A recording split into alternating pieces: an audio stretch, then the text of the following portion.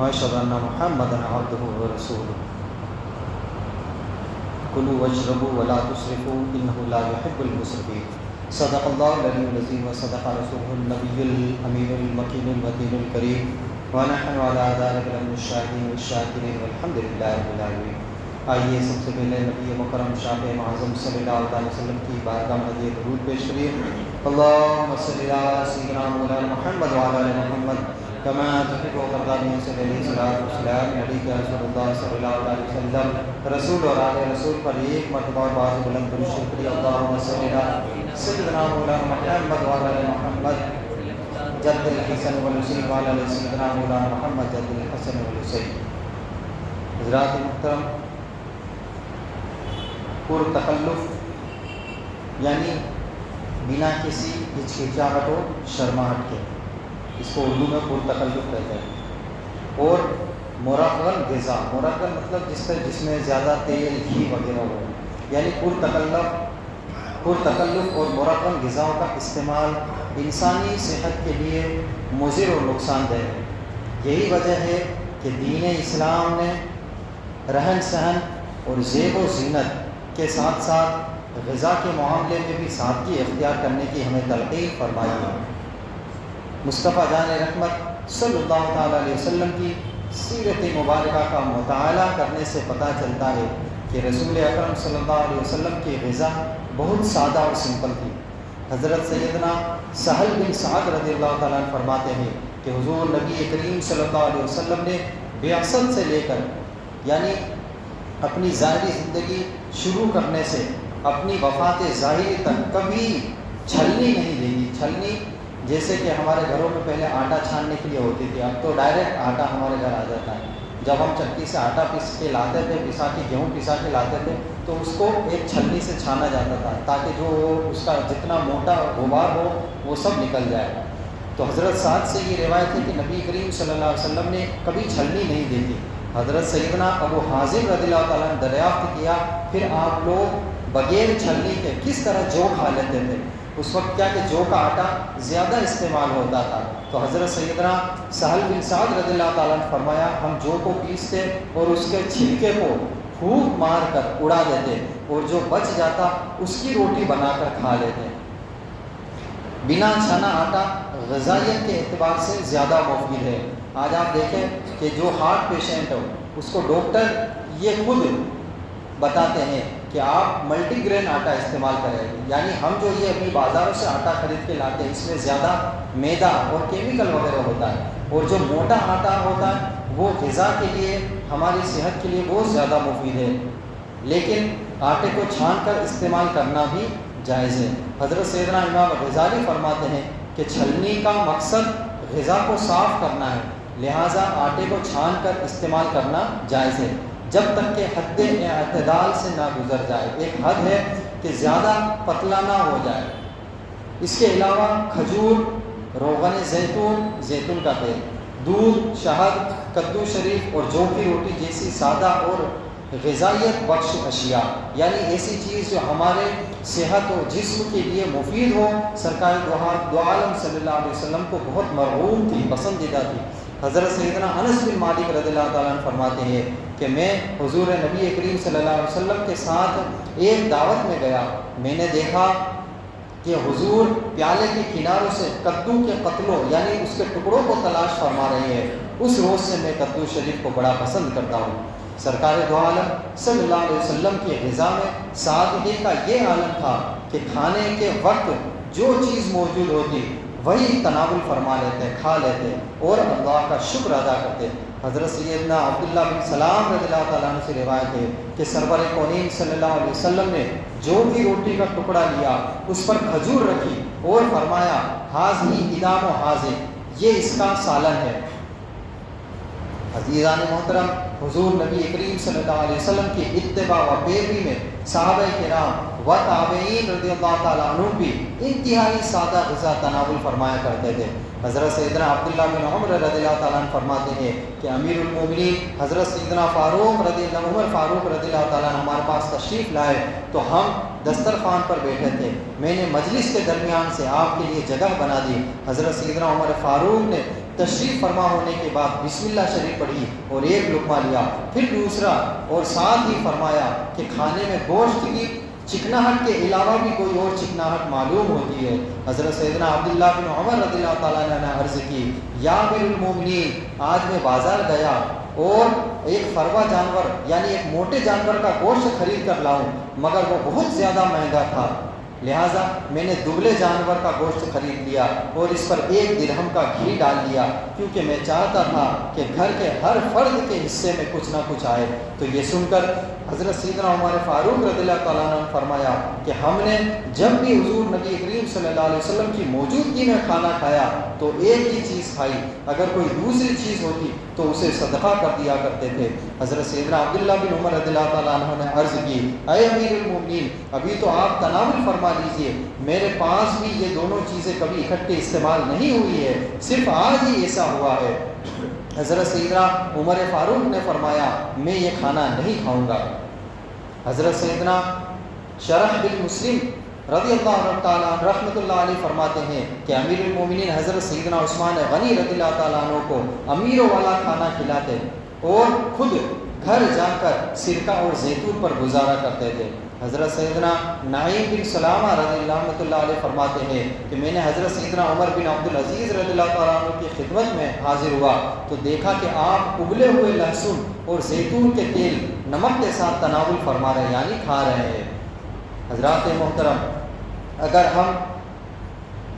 غیر ملکی برانڈ یعنی فورن برانڈز کے مہنگے فاسٹ فوڈ اور مختلف یعنی الگ الگ طرح کے کیمیکل سے بنے امپورٹنٹ فوڈ کے استعمال سے پرہیز کریں اور سادہ کھانا کھائیں، کھانے پینے کے معاملے میں بے اعتدالی سے دور رہیں، حد سے نہ بڑھیں، کیونکہ کھانا کھانے کے لیے ہوتا ہے، حسب ضرورت کھائیں، بلکہ ممکن ہو تو بھوک سے تھوڑا کم کھائیں، تو بہت سارے جسمانی امراض اور فضول خرچی اور اسراف سے بچاؤ بڑی حد تک ممکن ہے۔ حضرات محترم، افسوس سے کہنا پڑتا ہے کہ غذا میں سادگی کا نبوی تصور یعنی ہمیں نبی صلی اللہ علیہ وسلم کی جو سنت کا طریقہ ہے وہ موجودہ فوڈ کلچر کے نظر ہوتا جا رہا ہے، جو بحیثیت مسلمان ہمیں کسی طور پر بھی قابل قبول نہیں۔ اس فوڈ کلچر کے بہت سارے دینی اور دنیاوی نقصانات ہیں جو ہمارے معاشی زوال یعنی اکونومی کو ہماری ڈاؤن کرنے کے ساتھ ساتھ دین سے دوری کی وجہ بھی بن رہے ہیں۔ انہی نقصانات میں سے ہے کہ بہت سارے ایسے دوسرے ملک کے فوڈ برانڈ ہے جو بڑھتی ہوئی مقبولیت اور ان کی پھیلتی ہوئی برانچز ان میں اضافہ ہو رہا ہے، اور وہاں پر موجود بھیڑ بھاڑ سے اس بات پر پتہ چل رہا ہے، واضح دلیل ہے کہ ہم مسلمان فوڈ کلچر میں پوری طرح رستے بستے جا رہے ہیں۔ اس فوڈ کلچر کا سب سے بڑا نقصان یہ ہے کہ انسان اپنے مقصد تخلیق یعنی عبادت الہی سے غافل ہوتا جا رہا ہے، اور محسوس ہوتا ہے کہ گویا انسان نے اپنے دل و دماغ میں یہ چیز بٹھا لی ہے کہ کھانا صرف زندگی کو باقی رکھنے کا ذریعہ نہیں بلکہ زندگی جینے کا عین مقصد ہوتا جا رہا ہے، اور انسان صرف کھانے کے لیے ہی پیدا ہو رہا ہے۔ ایک شیخ سعدی علیہ الرحمٰن نے اپنی کتاب میں فرمایا کہ خوردن برائے زندگی، یعنی کھانا زندگی کے لیے، نہ کہ زندگی برائے خوردن۔ یہ نہیں ہے کہ زندگی ہے تو ہم خالی کھاتے رہیں اور ہر وقت اس کو ٹھوستے چلے جائیں۔ حضرات محترم، مغربی معاشرے کی عکاسی کرتے ہوئے فوڈ کلچر کا ایک بڑا نقصان یہ بھی ہے کہ مسلمان کھانے پینے کے معاملے میں حلال و حرام کی تمیز بھولتے جا رہے ہیں، اور مشروبات کے نام پر یعنی پینے کے نام پر بڑے بڑے ہوٹلوں، نائٹ کلبز اور پارٹیوں میں شراب نوشی کے دور چل رہے ہیں، اور ستم بالائے ستم یہ ہے کہ اس حرام کام کے ارتکاب کو ترقی اور روشن خیالی اور اسٹیٹس کی علامت خیال کیا جا رہا ہے۔ اللہ رب العالمین نے قرآن کریم میں واضح طور پر حلال و پاکیزہ رزق کھانے اور حرام سے بچنے کا ہمیں حکم دیا ہے۔ یا ایھا الناس کلوا مما فی الارض حلالا طیبا ولا تتبعوا خطوات الشیطان انہ لکم عدو مبین۔ اے لوگو، کھاؤ جو کچھ زمین میں حلال و پاکیزہ ہے، اور شیطان کے نقش قدم پر مت چلو، یقیناً وہ تمہارا کھلا دشمن ہے۔ اس آیت مبارکہ میں اللہ تبارک و تعالیٰ نے اپنے بندوں کو حلال اور طیب و پاکیزہ کھانے کا حکم دیا اور حرام و گندی چیز سے بچنے کی ہمیں تاکید فرمائی ہے۔ ایک اور مقام پر حلال کھانے اور حرام سے بچنے کی تاکید کرتے ہوئے خالق کائنات جل جلالہ نے فرمایا کلوا من طیبات ما رزقناکم ولا تطغوا فیہ فیحل علیکم غضبی ومن یحلل علیہ غضبی فقد ہوا، کھاؤ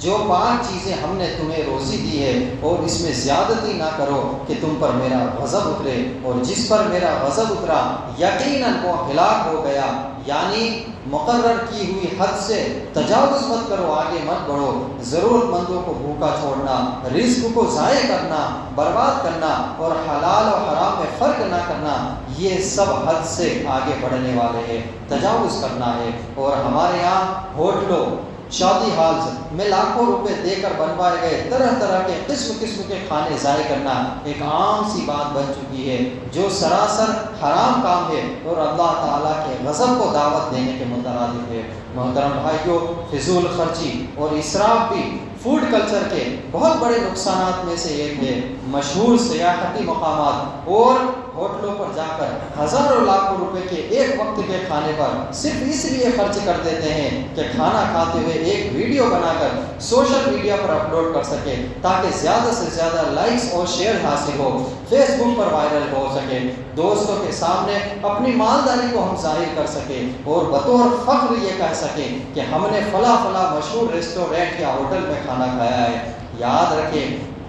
دین اسلام جہاں من چاہے پاکیزہ کھانے کی اجازت دیتا ہے، وہیں فضول خرچی اور اسراف سے سخت منع بھی کرتا ہے۔ اللہ تبارک و تعالیٰ نے ارشاد فرمایا کلوا واشربوا ولا تسرفوا انہ لا یحب المسرفین، کھاؤ پیو اور حد سے نہ بڑھو، یقیناً حد سے بڑھنے والے اللہ تبارک و تعالیٰ کو پسند نہیں ہے۔ حضرات محترم حکیم الامت مفتی احمد یار خان نعیمی رحمۃ اللہ علیہ اس آیت مبارکہ کی تفسیر میں فرماتے ہیں کہ اسراف کا معنی حد سے بڑھنا ہے۔ حد سے بڑھنا دو طرح سے ہوتا ہے، ایک جسمانی طور پر اور دوسرا روحانی طور پر،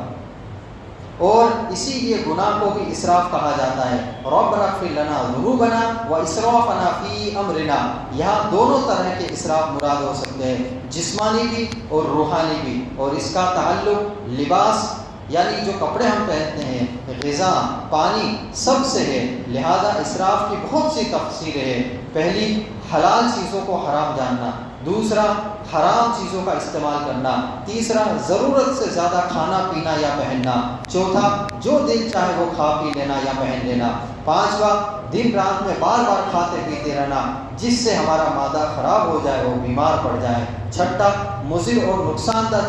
چیزیں کھانا پینا، ساتواں ہر کھانے پینے کا خیال میں رہنا کہ اب کیا کھاؤں، آئندہ کیا کھاؤں، رات کو کیا کھاؤں، ہر وقت اسی سوچ و وچار میں گم رہنا۔ حضرات محترم، غیر ضروری طور پر مال ضائع کرنا بھی فوڈ کلچر کے بڑے نقصانات میں سے ایک ہے۔ بھوک نہ ہونے کے باوجود بیٹھے بٹھائے آن لائن فوڈ ایپس کے ذریعے ہم کوئی بھی چیز آرڈر کر دیں یا دیگر فاسٹ فوڈ آرڈر کرنا اور چند منٹوں میں ہزاروں روپے خرچ کر دینا کسی طور پر بھی قابل ستائش عمل نہیں ہو سکتا، تعریف کے لائق نہیں ہو سکتا، کیونکہ بے مقصد اور غیر ضروری طور پر پیسہ ضائع کرنا اللہ تبارک و تعالیٰ کو ہرگز پسند نہیں ہے۔ حضرت سیدنا مغیرہ بن شعبہ رضی اللہ تعالیٰ عنہ سے روایت ہے کہ رسول کریم صلی اللہ تعالیٰ علیہ وسلم نے ارشاد فرمایا کہ یقیناً اللہ تعالیٰ نے تمہارے لیے 3 کاموں کو ناپسند فرمایا ہے۔ پہلا، فضول بات کرنا یعنی فالتو کی بکواس کرتے رہنا، دوسرا مال ضائع کرنا، مال پیسہ روپیہ وغیرہ یہ برباد کرنا، اور تیسرا بہت مانگتے رہنا یا زیادہ سوال کرنا۔ لہٰذا اپنے مال و دولت کا درست استعمال کرے، اسے ناجائز و حرام کاموں سے بچائے، نیک اور اچھے کاموں میں خرچ کرے، غریبوں ضرورت مندوں کی مدد کرے اور بھوکوں کو کھلائے۔ حضرات محترم، تیزی سے بڑھتی ہوئی شرح، غربت یعنی جو غریبی بڑھ رہی ہے اور معاشی بدحالی بھی فوڈ کلچر کے بارے میں نقصانات میں سے ایک ہے۔ ویسٹرن کنٹریز کی فوڈ کمپنیاں ہمارے ملک میں اپنی برانچز قائم کر کے بہت اچھا بزنس کر رہی ہے۔ ایسی جگہوں پر ایک وقت کے کھانے کا بل غریب آدمی کے مہینے بھر کی کمائی سے بھی کہیں زیادہ ہوتا ہے، اور یوں ان غیر ملکی فوڈ برانڈز کے ذریعے ملکی سرمایہ بیرونی ملک یعنی دوسرے ملک میں ٹرانسفر ہو رہا ہے، اسی طرح بھی ہماری بدمعاشی، بدحالی اور غربت میں اور زیادہ اضافہ ہو رہا ہے۔ لہٰذا ہمیں چاہیے کہ کھانے پینے کے معاملے میں اعتدال سے کام لیں، زیادہ مہنگے کھانوں سے ہم پرہیز کریں، اپنے وطن کی فوڈ کمپنیوں کو ہم ترجیح دیں تاکہ ہمارا سرمایہ دوسرے ملکوں میں ٹرانسفر منتقل نہ ہو اور ہماری معیشت، ہماری اکانومی مضبوط ہو۔ حضرات گرامی، صحت پر پڑنے والے ایک نقصانات کے بارے میں، فوڈ کلچر کے نقصانات میں سے ایک ہے کہ کھانے پینے کے معاملے میں